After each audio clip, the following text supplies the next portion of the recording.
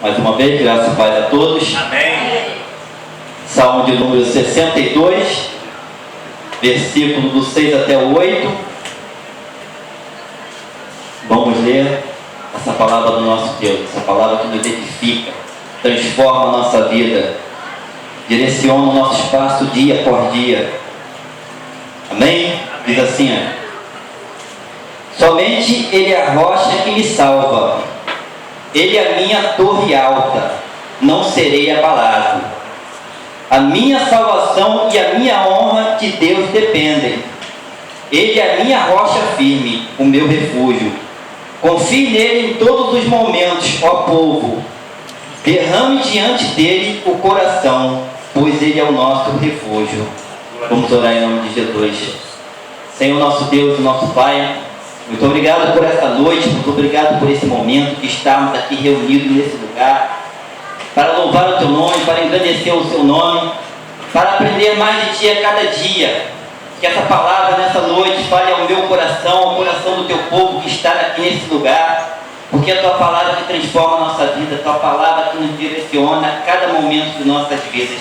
Em nome de Jesus, Jesus, é o que eu te peço, te agradeço. Amém.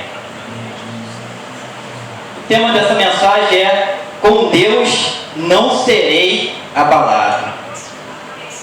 O salmista Davi fala justamente nessa frase: com Deus eu não serei abalado.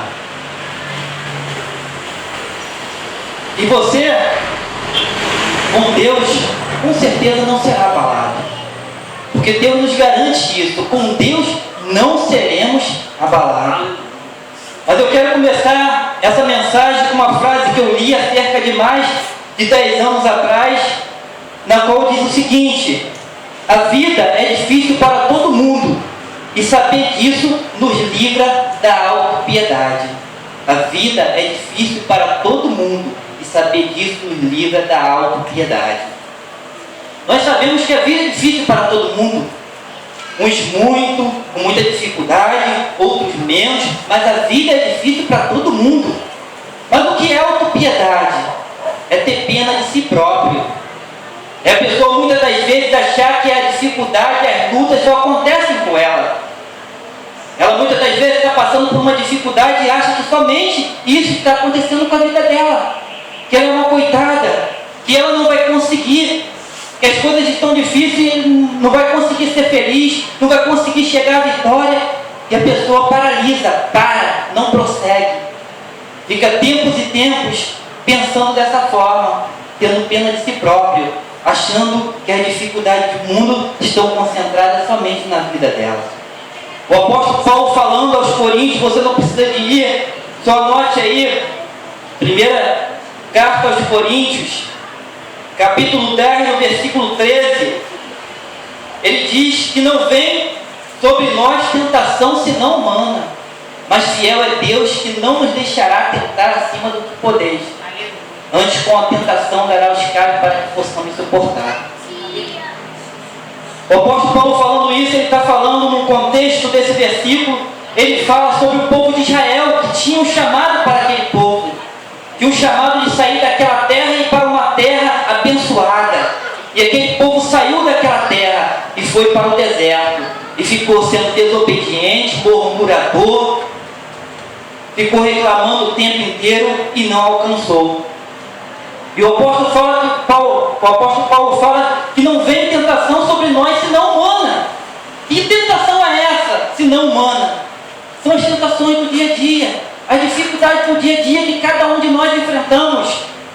Quando nascemos, nossos pais talvez tiveram muita dificuldade para nos criar, para sustentar, para comprar alimentação. E prosseguimos, passamos a ser criança, jovem, e passa uma nova dificuldade na vida. Estudar, se preparar para ter um bom futuro, para chegar numa boa profissão, ter um ganho financeiro razoável para sobreviver, e ter dificuldade. E a pessoa vai casar também, ter dificuldade de se enfrentar, comprar uma casa, ter filhos, sustentar os filhos, educar os filhos, viver nesse mundo, no trabalho, com outras pessoas que não são evangélicas, outras pessoas que têm a mente mundo. São as dificuldades humanas que enfrentamos a cada dia. Dificuldades essas não humanas, mas diz a palavra que fiel é Deus, que não nos deixará tentar acima do que podemos. Deus nos dará o escape. Deus nos fará passar por todas as coisas. A palavra dele nos garante isso. Eu também passo por dificuldade. Ontem mesmo eu estava conversando com a minha esposa, falei: Marilene, eu estou precisando ganhar no mínimo 3 vezes do que eu estou ganhando agora. Isso é para já. Isso é para esse momento, é para ontem. Mas como fazer isso? Eu estou preparado para ter um bom salário, meu salário chegar 3 vezes mais? Eu estou estruturado no meu trabalho, organizado, para chegar a esse valor para ontem? Aí eu penso: não estou, mas tem como. Tem como, porque o meu Deus é o meu ajudador. Aleluia. O meu Deus está comigo. Então eu não desanimo. Então eu não paro. Mas se eu for deixar levar pela circunstância, pela dificuldade, por coisas humanas, eu vou parar, vou travar e vou ficar vivendo uma vida de autopiedade, tendo pena de mim mesmo. E não é isso que Deus quer para a minha vida. E muitas das vezes as pessoas acham que ter uma solução rapidamente, como eu estou precisando ter, é barganhar com Deus, é ir para a casa de Deus, como vemos em muitos lugares, pessoas barganhando com Deus, fazendo troca. Já que eu estou precisando de uma situação financeira para já que eu estou precisando de uma situação em outra coisa para já, então eu vou lá barganhar com Deus. Então eu vou lá fazer uma troca. Quando a pessoa quer viver a vida dela desse modo, ela também não chega a lugar algum. Porque ela vive uma vida tentando barganhar com Deus, achando que o nosso Deus é um Deus de troca. Eu vou lá, vou levar uma parte do que eu ganho, porque rapidamente Deus vai multiplicar e eu vou chegar a um ganho maior. Não estou dizendo com isso que Deus não abençoa a nossa vida financeira, Deus prospera a nossa vida financeira, Deus multiplica a nossa vida financeira, mas quando colocamos o nosso coração nele, a nossa obediência dia por dia, a nossa confiança nele, sabendo que todas as coisas cooperam para o nosso bem, aí Ele está conosco. Aí sim, eu vou dar para a casa do Senhor, eu vou levar aquele valor, porque a casa do nosso Deus precisa se manter, precisa pagar o local, o aluguel, a luz, precisa ter outras coisas para pagar. Eu vou dar com o meu coração, vou dar com alegria, não pensando dessa forma que meu Deus é um barganhador, meu Deus quer uma troca. E nós vemos muitas pessoas viverem tempos e tempos vivendo dessa forma, vivendo barganhando com Deus, achando que Deus, indo lá, fazendo uma campanha de tantos dias, vai ser resolvido porque Deus vai resolver, fazendo isso, fazendo aquilo, fazendo de uma forma, fazendo de outra. Não coloque o teu coração dessa forma. Coloque o teu coração para ser um verdadeiro adorador, porque Deus ama o verdadeiro adorador. E diz a palavra de Deus que Ele é fiel para nos abençoar, para nos galardoar dia por dia. Essa é a palavra dele, fiel para a nossa vida. Jesus Cristo diz uma coisa também, não precisa dizer, João 16, 33 diz assim, digo pois isso para que em mim tenhais paz. No mundo tereis aflições, tende bom ânimo, eu venci o mundo. Aleluia. Somente em Deus, somente com nossa confiança em Deus, nós podemos vencer todas as coisas. É isso que a palavra de Deus nos diz. Mas voltando ao texto lá de 62, do 6 ao 8, Davi diz que Deus é a sua rocha forte. Nós sabemos que a nossa rocha é Jesus Cristo. Jesus Cristo falou que nós devemos construir a nossa vida sobre a rocha que é Ele. Construir dia por dia sobre essa rocha. Porque quando vier a chuva, o vento, as dificuldades, nossa casa não vai desabar. Não seremos abalados, diz a palavra do Senhor. Então que você e eu possamos a cada dia construir a nossa vida, dia por dia, sobre essa rocha que é Jesus Cristo. Dia por dia na palavra dEle. Dia por dia como um verdadeiro adorador, aprendendo dEle mais e mais, sabendo que Ele é o nosso Deus. Mas Davi, numa situação difícil, Davi tinha acabado há pouco tempo de ser prometido para ele ser rei de Israel. Deus mandara Samuel ir lá ungir Davi e disse que ele seria rei de Israel. Mas Davi passou um tempo e as coisas não aconteceram, as 1000 maravilhas. Davi não foi no outro dia coroado e as coisas estavam dando tudo certo. Não, Davi após vencer Golias, Davi após vencer batalhas ali juntamente com Saul, Davi passa a ser perseguido por Saul, por ciúme. Davi vai numa situação que em 1 Samuel, versículo 22, 1 e 2, diz que Davi se esconde na caverna. Diz que Davi vai para ali, para aquela caverna, e seus familiares, sabendo disso, também vai lá ficar junto dele. E também diz a palavra que tinha ali 400 homens que foram lá para ficar com Davi. E diz a palavra que esses 400 homens eram homens angustiados, homens endividados, homens com situações horríveis. E é diferente. Talvez você e eu, por um momento da nossa vida, venhamos a pensar se esconder dentro de uma caverna. Venhamos a pensar ficar dentro daquela caverna angustiado, com problemas, com situação difícil na nossa vida, e venhamos a querer se esconder lá naquela caverna e não querer sair de lá. Mas não é isso que Deus quer para a minha vida, não é isso que Deus quis para a vida de Davi. Davi, naquela situação, ele estava passando por um momento difícil, e diz a palavra do Senhor, lá em 1 Samuel 22, 1 e 2, que Davi foi chefe sobre aqueles 400 homens. Davi tinha no coração dele essa palavra, esse salmo e muitos outros, que ele diz: o Senhor é a minha salvação, o Senhor é a minha rocha, eu não serei abalado. Davi pregou para aquele homem, incentivou aqueles homens a prosseguir, a saber que existia um Deus que tudo podia, e pode hoje, e sempre poderá. E Davi não desanimou. E Paulo falando, vamos lá agora, acompanhe comigo, segunda carta aos Coríntios, capítulo 4. Paulo também, um homem chamado por Deus, teve também suas dificuldades. Não era diferente com ele. Não é um evangelho na qual diz como se todos os problemas acabassem. Não é um evangelho tabajara. Nós não pregamos aqui nesse lugar um evangelho tabajara, mas nós pregamos um evangelho que, apesar das dificuldades, apesar da adversidade, Deus nos faz sempre vencedores. Graças a Deus, glórias a Deus por isso. Segunda carta aos Coríntios, capítulo 4, versículo 6, diz assim: pois Deus que disse que das trevas resplandecesse a luz, Ele mesmo brilhou em nossos corações para a iluminação do conhecimento da glória de Deus na face de Jesus Cristo. Mas temos esse tesouro em vasos de barro, para mostrar que este poder que a tudo excede provém de Deus e não de nós. De todos os lados somos prisionados, mas não desanimados. Ficamos perplexos, mas não desesperados. Somos perseguidos, mas não abandonados. Abatidos, mas não destruídos. Trazendo sempre em nosso corpo o morrer de Jesus, para que a vida de Jesus também seja revelada em nosso corpo. Pois nós que estamos vivos, somos sempre entregues à morte por amor a Jesus, para que a sua vida também se manifeste em nosso corpo mortal, de modo que em nós atua a morte, mas em vós a vida.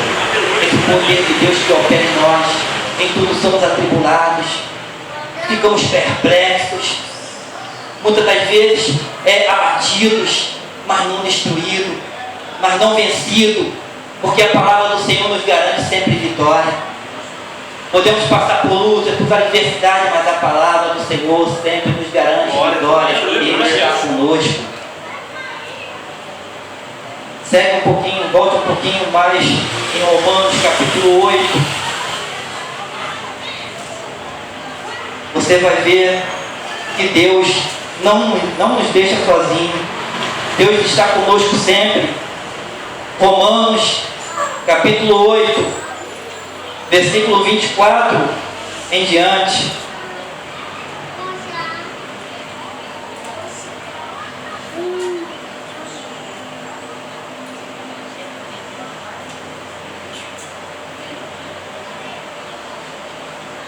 Diz assim: pois nessa esperança fomos salvos.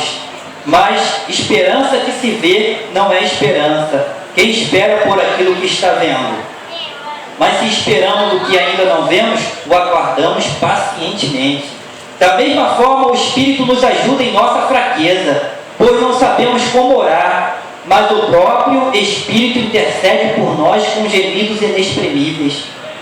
E aquele que sonda os corações conhece a intenção do Espírito, porque o Espírito intercede pelos santos de acordo com a vontade de Deus, sabendo que Deus age em todas as coisas para o bem daqueles que o amam, dos que fomos chamados de acordo com o seu propósito.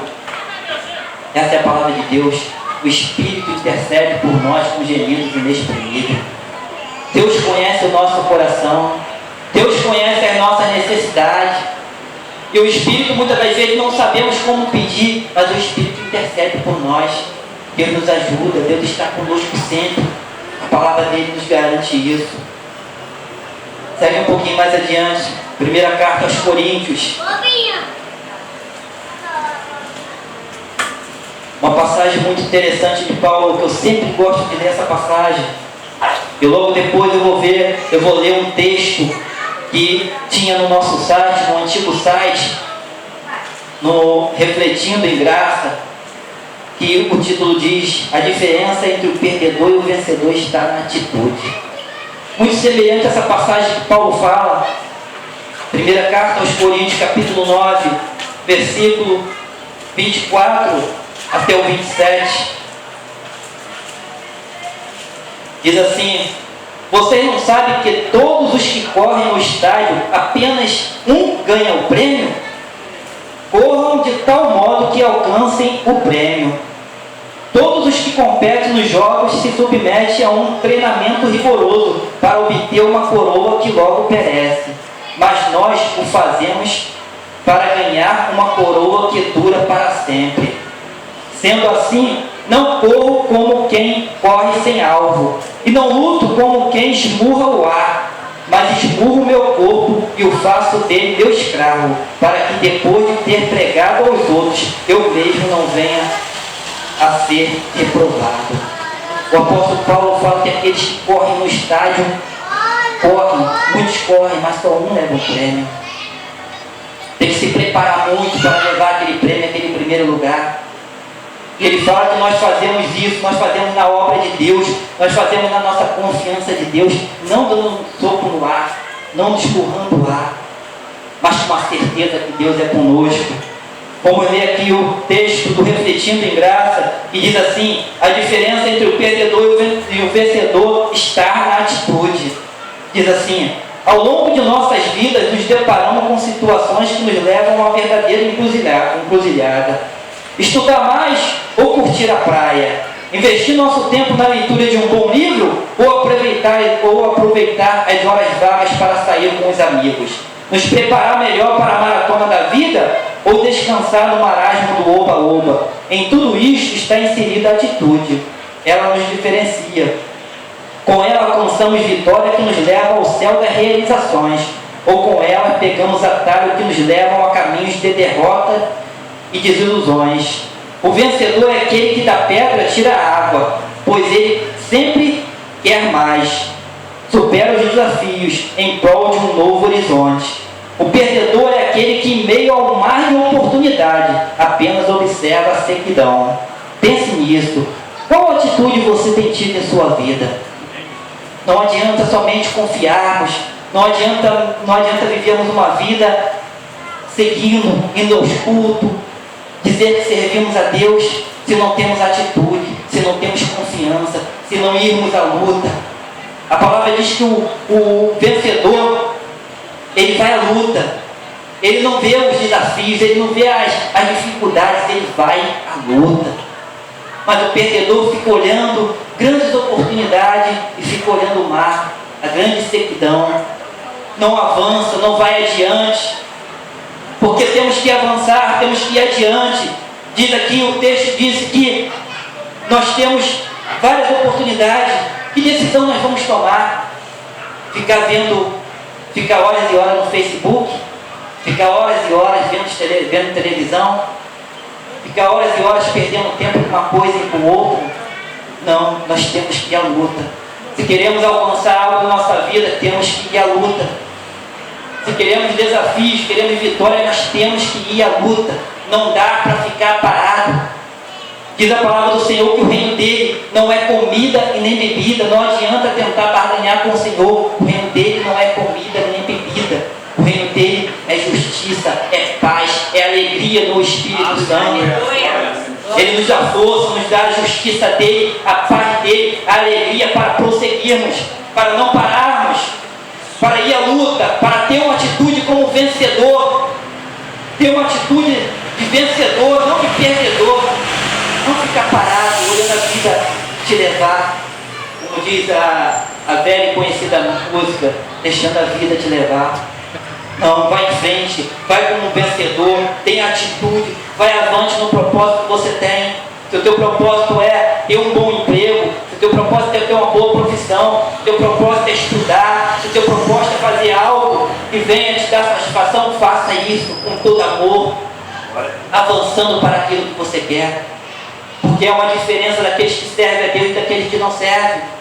Muitas das vezes nós vemos pessoas, como Jesus Cristo disse, e muitas das vezes os filhos das trevas são pessoas que vão à luta, pessoas que têm atitude. E muitas das vezes nós ficamos olhando dessa forma. Pessoas que não servem a Deus ainda lutam, tendo atitude, conseguindo.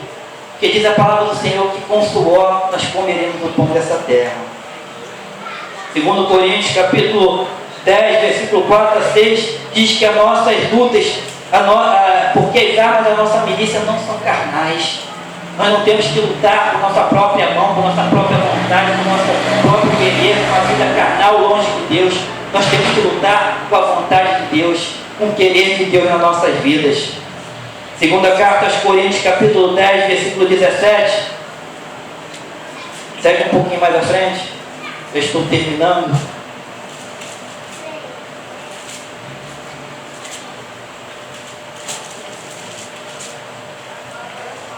Segunda carta aos Coríntios, capítulo 10, versículo 10, 17, 18, diz: contudo, quem se gloria, glorie-se no Senhor, pois não é provado quem a si mesmo se recomenda, mas aquele a quem o Senhor recomenda.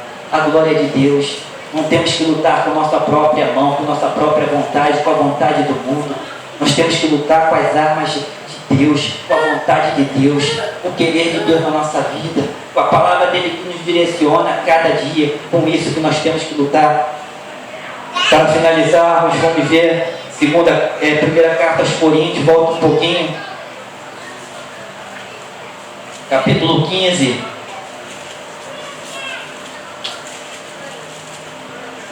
Versículo 57 e 58, primeira carta aos Coríntios.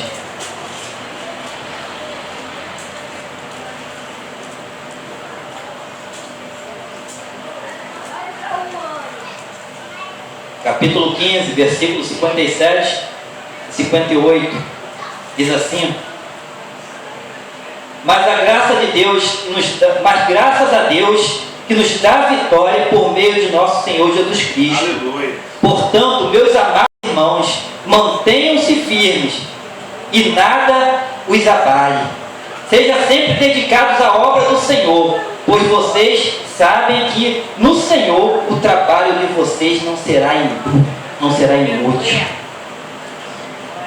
Diz: sejam sempre dedicados à obra do Senhor, pois vocês sabem que no Senhor o trabalho de vocês não será inútil. Mantenha-se firme, vai avante. Deus está olhando a nossa vida. Deus quer nos abençoar mais e mais. Deus quer abrir portas. Deus quer curar. Deus quer salvar. Deus tem muito para o seu povo. Por isso que Ele nos chamou para uma nova vida, para uma nova história. Tenha essa nova história na sua vida. Tenha Deus na sua vida. Vai avante. Com Deus você não será abalado. Em nome de Jesus. A palavra do Senhor em nome de Jesus. Grande oportunidade.